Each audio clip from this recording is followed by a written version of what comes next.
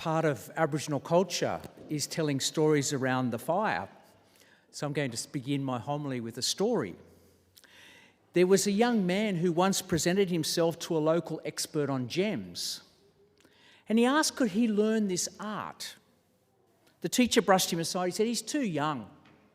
He won't be patient enough to learn this art. But the young man insisted, and so the expert consented, and he said, well, be here tomorrow, was his reply.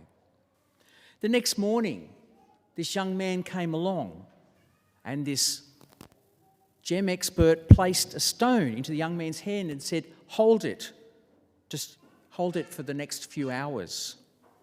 And the expert went off to his work, cutting, weighing and setting the stone. The young guy waited. The next morning, once again, this jeweller did exactly the same, asked the young man to put out his hand, placed the same stone in there and said, hold it and wait. This went on for a few more days. And by about the fourth day, this young man was starting to grow impatient. He said, when am I going to learn something? And of course, the expert said, you will learn. Several more days passed, the same thing. He asks him to put out his hand. He places the same stone in that hand. A few more days go past, and this young man is about to say, I can't do this anymore. But just as this expert places the stone into this young man's hand, he says, that's different.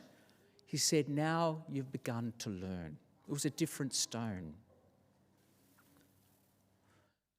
Let all the nations praise you. Over these past weeks, we've been learning what it means to be the mission of the church, what it is to proclaim the kingdom of God, or as I like to describe, what the world would be like if God was in charge. Today's readings all speak about who belongs to this kingdom of God. Let's go to that first reading from the book of Isaiah. Having come back from the exile, these people had come back to Jerusalem, and others had now joined them. So Isaiah makes it very clear that who can belong is this criteria: those who care for justice, those who act with integrity, anyone who seeks or attaches to the Lord, love his name, observe the Sabbath, and cling to the covenant. Otherwise, faithful service. And this theme continues then in the gospel, where we have this Canaanite woman. Now, the Canaanite people were one of the Jewish people's ancient enemies.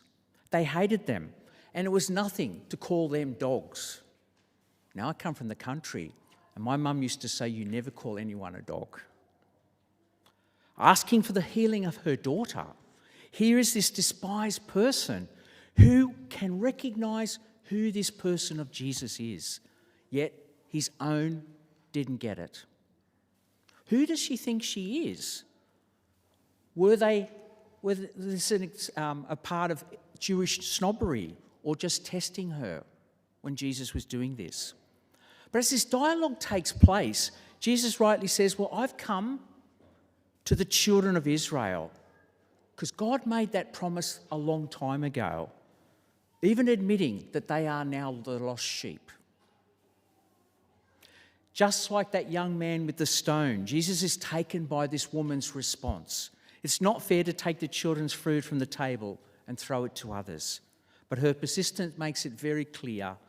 This Canaanite woman, a foreigner, has a rightful place in the people of God. Friends, on behalf of our Aboriginal Catholic ministry team, thank you for allowing us to join you this morning. It's great for us to spread the message about this Aboriginal Catholic ministry that's been part of the Archdiocese since the late 1970s and 80s. Next weekend, we will celebrate Social Justice Sunday, and this year's theme fits so well with the referendum that will be coming up.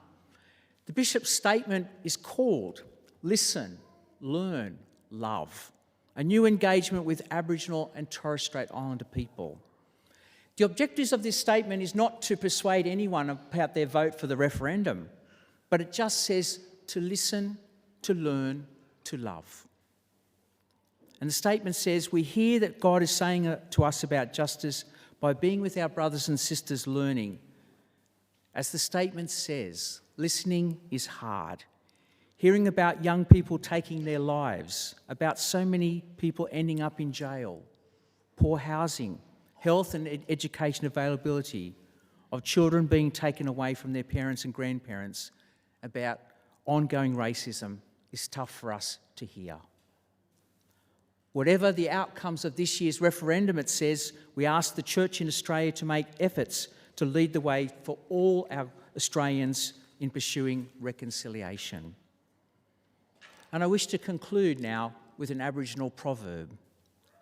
We're all visitors to this time and to this place. We're just passing through. Our purpose here is to observe, to learn, to grow, to love, and then we return home.